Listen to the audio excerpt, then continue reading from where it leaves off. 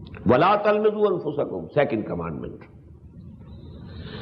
And don't defame and be sarcastic. أَنفُسَكُمْ, with yourself. Note this style. If you are defaming a Muslim, he is your brother. It is as if you are defaming your own self. This is the way of persuasion. Why do you think that you are doing something to him? He is your brother. He is you.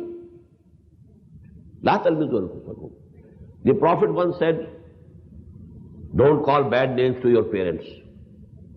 Somebody asked, who can call bad names to the parents? He said, if you call bad names to any other person's parents, he will reply you in the same coin, he will call bad names to your parents. Actually, you have done so. You have called bad names to your parents. Because you did so with somebody else and he did in the same way for your parents.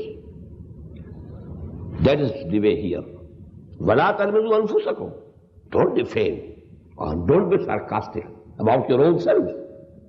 Because your Muslim brothers are really your own selves.